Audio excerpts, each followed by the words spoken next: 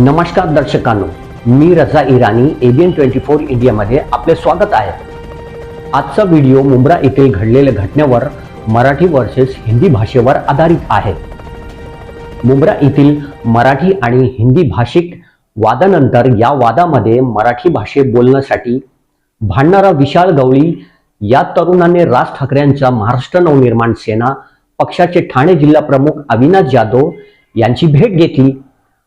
आपल्याला भीती वाटत असल्यास विशालनी सांगितले, तसेच माझ्या जीवाला धोका आहे व माझे परिवार भयभीत झाले असून मी अविनाश जाधव यांची भेट घेतली असल्याचे तरुणांनी प्रसार माध्यमांशी बोलताना सांगितले।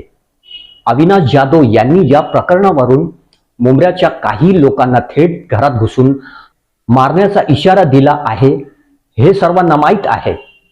आता यापुढे मी या विषयावर काही सांगू इच्छितो जे खरे आहे।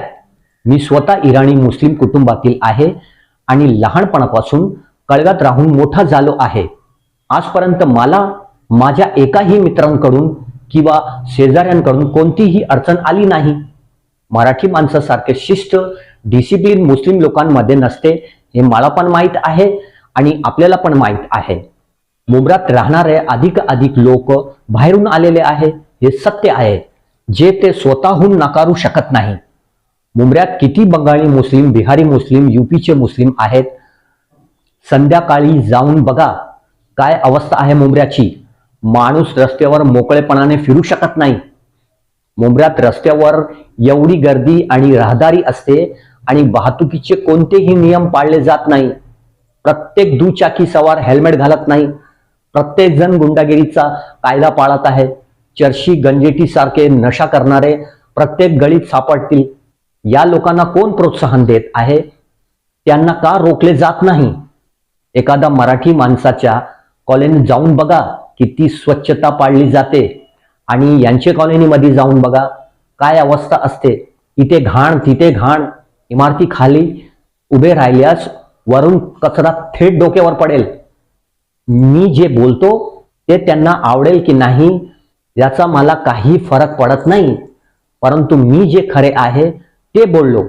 त्यामुळे अजून वेळ आहे सुधारण्यासाठी आणि चांगले व्हा आणि नियमात राहा। विशाल गवळी नावाचा या मुलाने रस्त्यावर विक्रेत्याला विचारले की त्याला मराठी भाषा काय येत नाही।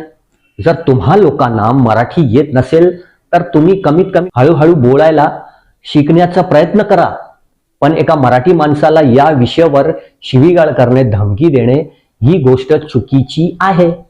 एखादा मुस्लिमांना मारहाण किंवा मारले तर मुस्लिम संविधानाचा नारा देत राहतो आणि जिथे मुस्लिम बहुसंख्य आहेत तिथे ते पूर्णपणे संविधानाच्या विरोधात विचार न करता चुकीची गोष्टी व कामे करतात।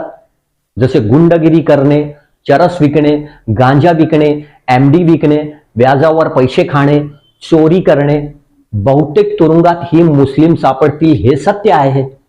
मुस्लिमांना आधी आपल्या मुलांना शिस्त शिकवली पाहिजे। आई वडील मुलाला जन्म देतात पण त्याला शिक्षणासाठी पाठवत नाही, त्यामुळे मूल चुकीच्या संगतीत पडून सर्व चुकीची कामे करत राहतो। याला तुम्ही स्वतः जबाबदार आहात।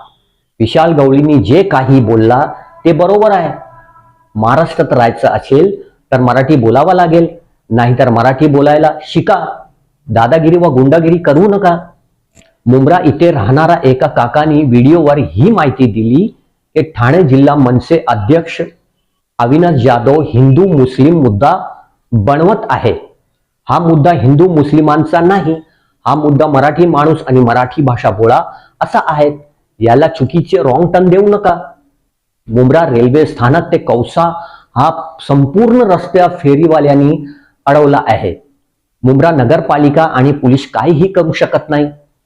मी स्वतः या विषयामध्ये विशाल गवळीच्या पाठीशी खंबीरपणे उभा असून त्याच्या वक्तव्याचे समर्थन करतो आणि प्रत्येक मराठी माणसाने त्याच्या पाठीशी खंबीरपणे उभे राहिले पाहिजे। मी फक्त एवढंच सांगेल की तुम्हाला महाराष्ट्रात राहायचं असेल तर मराठी बोलावं लागेल किंवा मराठी शिकावं लागेल।